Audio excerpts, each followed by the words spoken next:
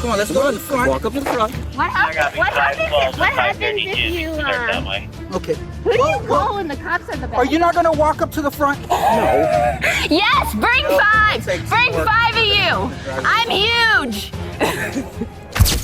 She was 33 years old. She walked into a public park on a quiet Florida afternoon, carrying her dog in a resentment she could not contain.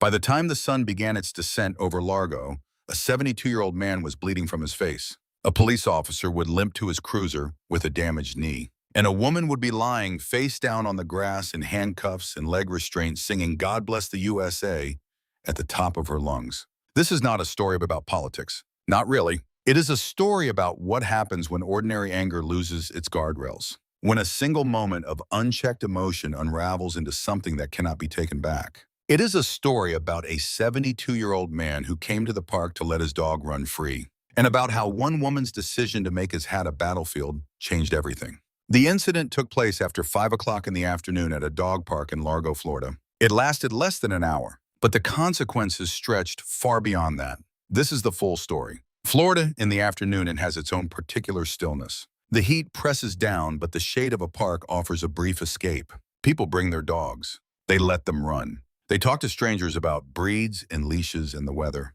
Dog parks are small communities in their own way. They are places built on the unspoken agreement that for 1 hour, none of the noise outside the fence matters. On this particular afternoon at a dog park in Largo, Florida, an elderly man arrived with his dog. He was 72 years old. He walked with the careful, deliberate pace of a man who had earned every one of those years. He wore a hat. It was not an unusual thing to wear a hat in Florida. The sun demands it. But this hat carried a message. It was a pro-Trump hat, the kind that had become a fixture across American life in the years following the 2016 election. He wore it as he had likely worn it many times before, without incident, without confrontation, without expecting that on this particular afternoon, a piece of fabric and embroidery would trigger a chain of events that would end with police restraints, a hospital visit, and criminal charges. Also in the park that day was a woman named Laura Garrett. She was 33 years old. She too had come with her dog. She was a local. She had no prior reason to know the elderly man. He had no prior reason to know her. They were two strangers in a park sharing space, sharing the shade. For a time, everything was completely normal. The dogs ran. The afternoon passed. And then Laura Garrett looked at the old man's hat, and something in her changed. Anger is not always explosive at first. Sometimes it builds quietly. A thought, then another thought, then a conviction. Laura Garrett noticed the hat. According to witness accounts gathered by responding officers, she did not simply walk away. She did not simply look elsewhere. She chose to engage. That was the first decision. It seems small in isolation. People disagree about politics every single day. Most of those disagreements stay verbal. They stay brief. They end with two people walking in opposite directions. But on that afternoon in that park, the disagreement did not stay brief.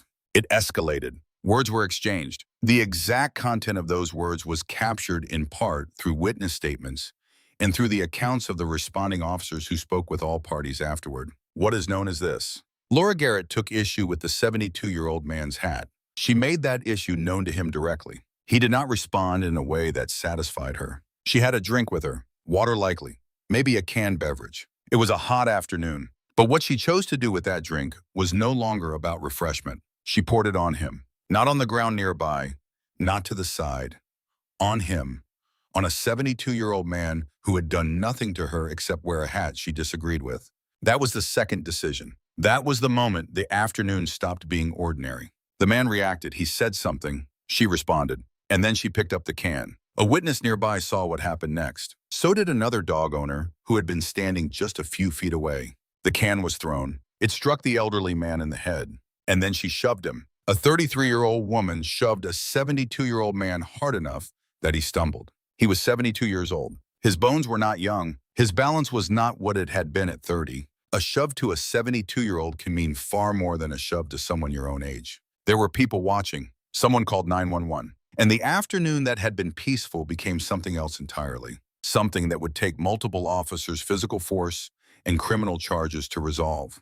But the most striking moment had not yet happened. That was still coming. It happened fast. The sequence of events that witnesses described to police was brutal in its simplicity. The argument, the water poured over the elderly man, the can thrown at his head, the shove, And then the park fell into that particular kind of chaos that comes when bystanders realize what they just witnessed. The 72-year-old man was disoriented. He had been struck in the head. He had been shoved. He was in pain. Other park visitors began to react. Someone moved toward him. Someone moved toward Laura. Voices were raised. The dog, sensing the shift in the air, began to react too.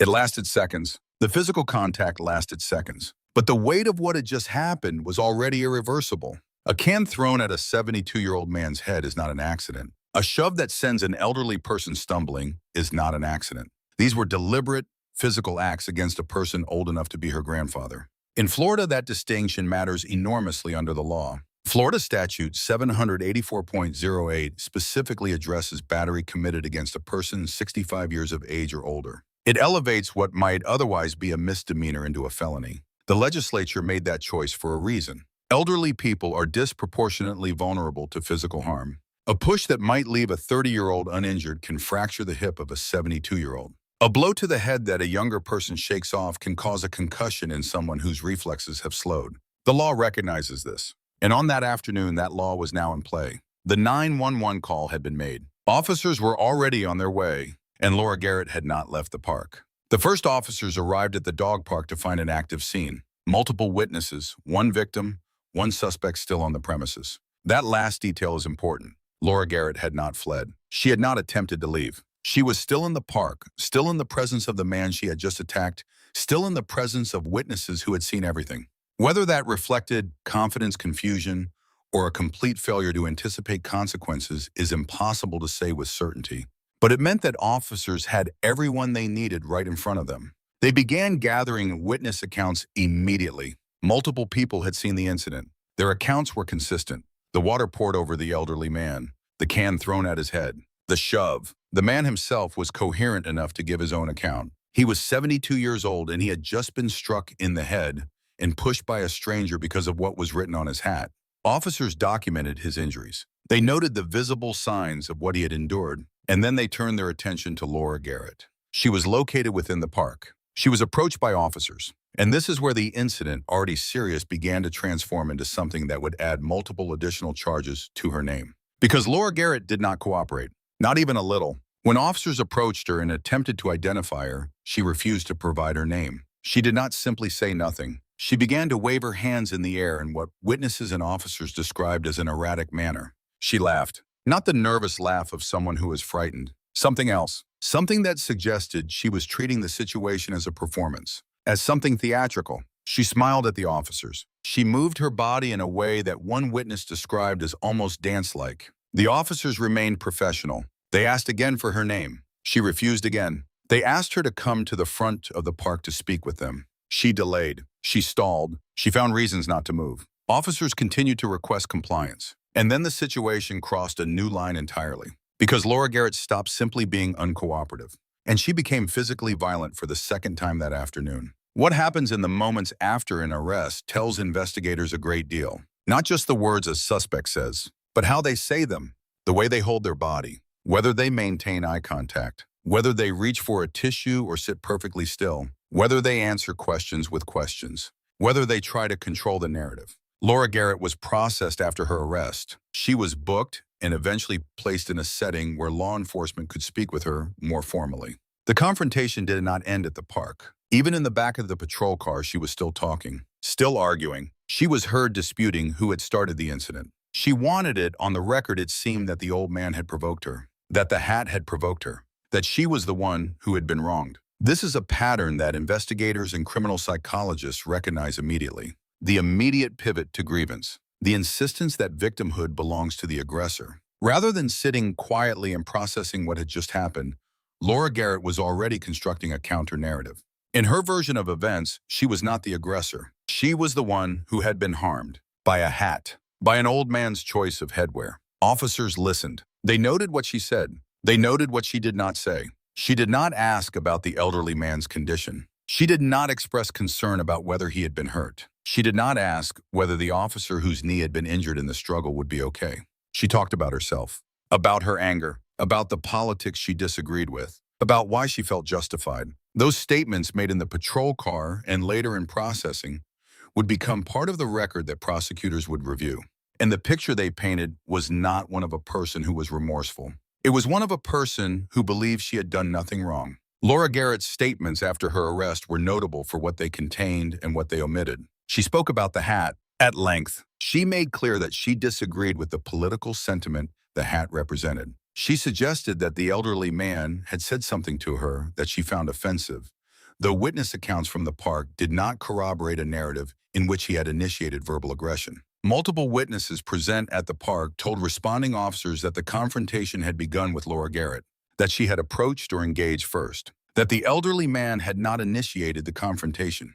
But in her telling, she framed the encounter differently. She acknowledged the water. She did not frame it as an attack. She framed it as a response, as something he had earned. She acknowledged the can. She framed that too as a response to his behavior. This is something that criminal investigators and behavioral analysts call moral disengagement. It is the psychological process by which a person separates themselves from the harmful consequences of their own actions by convincing themselves that the other party deserved what happened. The elderly man had not been randomly selected. He had been chosen because of his hat, because of what his hat represented. Because in Laura Garrett's internal logic, the expression of that political opinion was something that warranted a physical response. She did not express this as a regret. She expressed it as a rationale. As for her behavior with the officers, she was similarly unrepentant. She disputed the narrative that she had attacked the officer. She framed her physical resistance as something that had been forced upon her. She was not someone who had jumped on a police officer.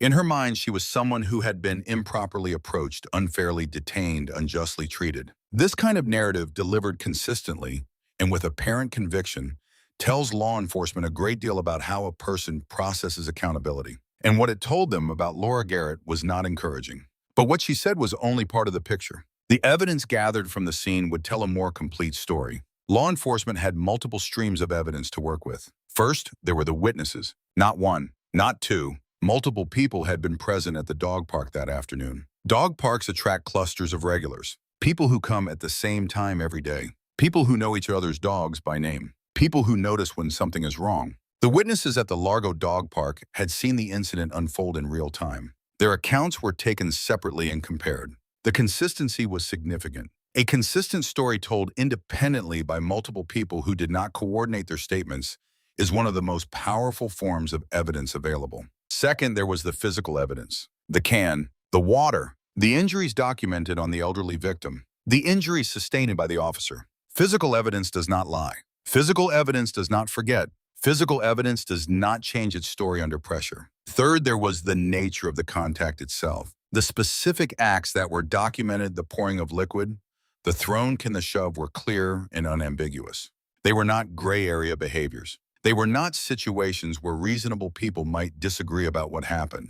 They were deliberate physical acts against two separate individuals. One of those individuals was 72 years old. One of those individuals was a sworn law enforcement officer carrying out a lawful duty. Both of those distinctions mattered enormously under Florida law. Fourth, and perhaps most visually striking, was the behavior of Laura Garrett herself while in the presence of law enforcement. Her refusal to give her name, her erratic hand movements, her laughter, her delays, and then the moment that would make headlines. After officers had applied a hobble restraint, that is a device that prevents a person in custody from kicking and flailing after she had been secured face down on the ground, still struggling, still resisting, Laura Garrett began to sing. Not cry, not beg, not go silent. She sang, "God Bless the USA," the song made famous by Lee Greenwood, the song associated with the very political movement she had just claimed to oppose when she attacked an old man for wearing a hat. She sang it clearly. She sang it loudly. She sang it as officers worked to secure her and load her into the patrol vehicle. Whether this was defiance, dissociation, mockery, or something else entirely was a question that would occupy investigators and behavioral analysts in the days that followed. But it was captured, it was documented, and it would become one of the most distinctive elements of a case that already had no shortage of them. The investigation moved forward quickly. The evidence was clear. The charges were filed. By the time the processing was complete, Laura Garrett faced 3 separate criminal charges. Each of them had its own weight. Each of them carried its own consequences. The first charge was battery of a person 65 years of age or older. Under Florida Statute 784.08, this is a felony of the 3rd degree. It carries a maximum sentence of 5 years in state prison. 5 years. For pouring water on and shoving and throwing a can at a 72-year-old man in a dog park. The law does not treat this category of battery like ordinary battery because the legislature recognized something important. When you choose to use physical violence against an elderly person, you are choosing a victim who is particularly vulnerable. You are choosing someone whose ability to defend themselves is limited. Someone whose body does not recover from physical harm the way a younger body might. The elevation to a felony is not arbitrary. It reflects a moral judgment about the nature of the act. The second charge was resisting an officer with violence. This is a first-degree misdemeanor under Florida law. It carries a maximum of 1 year in county jail and a fine. This charge covered the moment when Laura Garrett physically attacked the responding officer. The moment she jumped on him. The moment his knee was injured. Resisting an officer with violence is distinct from simple resisting without violence. The use of physical force against a law enforcement officer who is attempting to lawfully detain a suspect elevates the charge significantly. The third charge was battery on a law enforcement officer. Under Florida Statute 784.07, this is a felony of the third degree. It carries a maximum sentence of 5 years, same maximum as the charge involving the elderly victim. Because Florida law takes a specific and serious view of physical violence against sworn law enforcement. The reasoning is straightforward. Officers cannot do their jobs if the act of arresting a violent suspect is treated the same as a fistfight between two civilians. Officers must be able to carry out lawful duties without becoming targets. When someone attacks an officer in the course of a lawful arrest, they are not just attacking a person. They are attacking the function of law enforcement itself. Together, the three charges painted a picture of an afternoon that had spiraled from a political disagreement into a felony situation. Laura Garrett faced the possibility of years in state prison for what had started over a hat, for what had escalated because of choices she made, one after another, with multiple opportunities to stop. And the question that the court would eventually have to grapple with was not simply what she had done, but who she was when she had done it, and what, if anything, she understood about accountability. Cases like this one attract behavioral analysts for a reason, not because they are unusual in their outcome. Battery charges, resisting arrest assault on an officer. These are not uncommon entries in a criminal docket. What makes cases like this one analytically interesting is the window they provide into the moment a social inhibition fails. We all have anger. Every human being alive has felt the surge of emotion that comes from encountering something they find deeply offensive. Most people contain it. They walk away. They call a friend. They post something on the internet and move on. They do not pour water on a stranger in a public park. The question behavioral psychologists ask in situations like this is not what made her angry, but rather what was missing that allowed the anger to become action. Because the act of crossing the threshold from anger to violence against another person is not automatic. It requires the failure of several internal systems simultaneously. The first is impulse control. Most adults, when they feel the urge to do something physically harmful to another person, experience a break, a moment of hesitation, a thought about consequences, a calculation, even if unconscious, that the action will make things worse rather than better. That break appears to have been absent or severely diminished in Laura Garrett on this afternoon.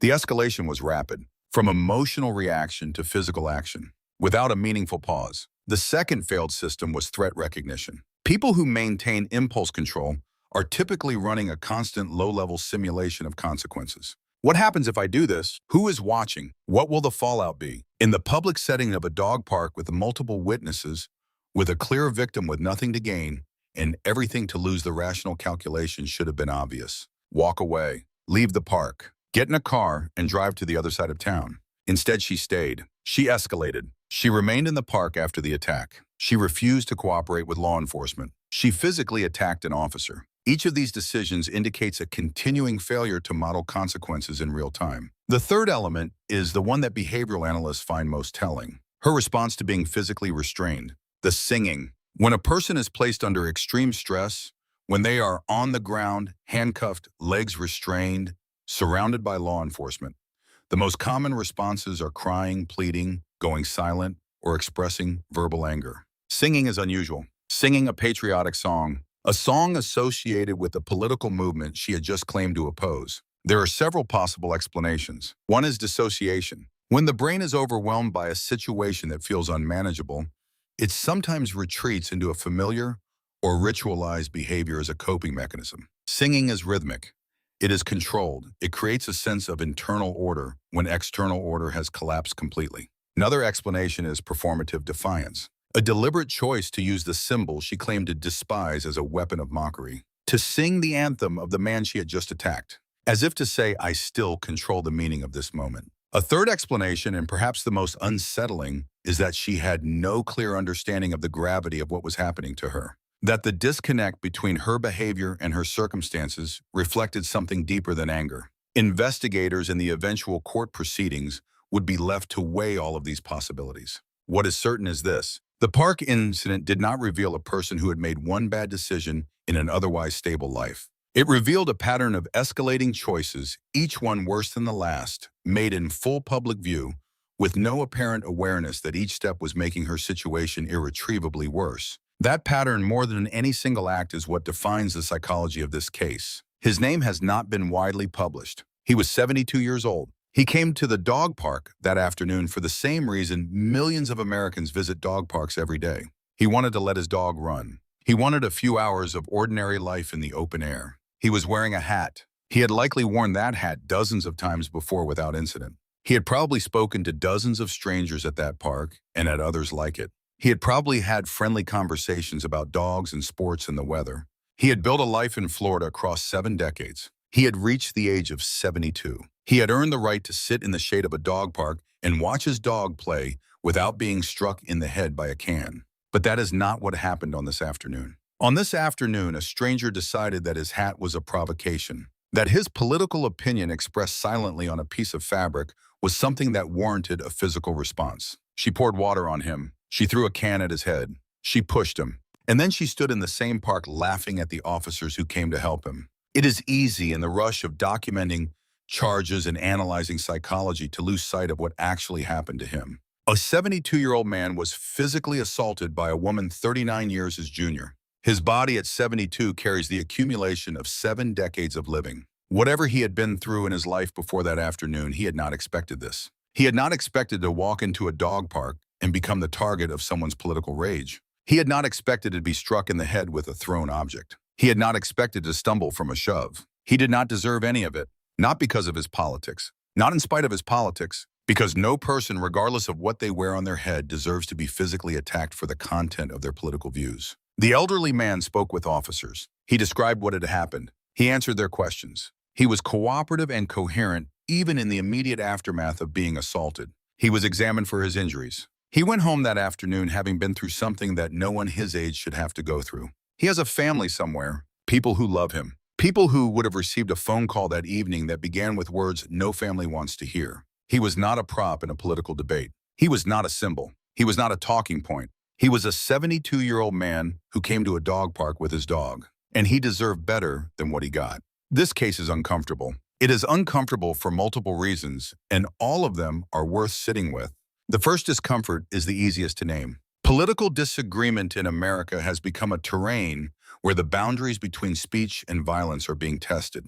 Not by politicians, not by media, but by ordinary people in ordinary places. Dog parks, grocery stores, gas stations, school pickup lines. The polarization of American political life has done something dangerous to the social contract. It has convinced a growing number of people that the expression of an opposing political view is not just disagreeable but threatening, that it requires a response, that it justifies action. Laura Garrett's logics, as expressed in her own statements after the arrest, followed a specific sequence. She saw a hat. She felt anger. She decided that her anger entitled her to act. She was wrong. Not about the hat, not about her politics, about the entitlement. Anger, no matter how righteous it feels in the moment, does not entitle anyone to physical violence against another person. Not against a 33-year-old, not against a 72-year-old, not in a dog park, not anywhere. This is not a complicated principle. It is the foundation of civil society. The second lesson is harder to name but just as important. Escalation is a choice. At every point in this sequence of events, there was an exit. When Laura Garrett first felt anger at the man's hat, she could have moved to the other side of the park. When she spoke to him and the conversation became heated, she could have walked away. When she had the can in her hand, she could have set it down. After the initial assault, she could have left the park. When officers arrived, she could have cooperated. When she was asked to come to the front of the park, she could have complied. At every single step, there was a door marked exit. She did not walk through any of them. And the third lesson is perhaps the most consequential for how we think about public space. Dog parks, community centers, playgrounds, and public spaces are shared. They are shared by people who disagree with each other. They are shared by people of different ages, backgrounds, political views, and life experiences. The social contract that makes shared public spaces work is not complicated. It is you stay in your lane and I will stay in mine. You do not have to like the person sitting across the park from you. You do not have to agree with their hat, their bumper sticker, their t-shirt, or their lawn sign. You simply have to leave them alone. The moment someone in a shared public space decides that their disapproval of another person entitles them to physical action, the entire contract collapses. And when the contract collapses in a dog park, it looks like what happened in Largo, Florida. A 72-year-old man hit in the head with a can, an officer with an injured knee, a woman on the ground in restraints singing, and a community left to wonder how a Tuesday afternoon with dogs could end like this. There are cases that stay with you, not because they are the most violent, not because they involve the highest profile victims or the most sophisticated perpetrators, but because they are so ordinary in their beginning. A dog park, a sunny afternoon, a 72-year-old man and his dog, and then a hat, and then a choice, and then another choice, and then another. Until a man was hurt, an officer was injured, and a woman was on the ground in the grass singing a song that felt like the coda to something none of them had planned for. Laura Garrett's case moved through the Florida court system. She faced a felony charge for the attack on the elderly man. She faced a felony charge for the attack on the officer. She faced a misdemeanor charge for resisting arrest with violence. The legal consequences of an afternoon that began with a walk in the park with her dog. But the legal consequences are in a sense the easier part of the story. The harder part is the question that does not have a clean answer. How many Laura Garretts are out there? How many people are walking into shared spaces carrying anger so fully loaded that the wrong hat, the wrong word, the wrong bumper sticker becomes the trigger? How close are any of us to becoming either the 72-year-old man who was just trying to enjoy the afternoon, or the person who made that afternoon into something that cannot be taken back? The elderly man in this story was not asked whether he forgave her. His forgiveness is not ours to ask about or speculate on. He walked out of that park having been assaulted for wearing a hat. He lived to tell the story. Not everyone who finds themselves at the wrong end of someone's uncontained anger is that fortunate. If there is a single thing to take from this case, it is this. You will encounter people you disagree with. In your neighborhood, in your grocery store, in your dog park. Some of them will wear hats that make your stomach turn. Some of them will have yard signs that make you want to scream. Some of them will say things that feel like an attack on everything you believe in. And in every one of those moments, you will have a choice, the choice that Laura Garrett had.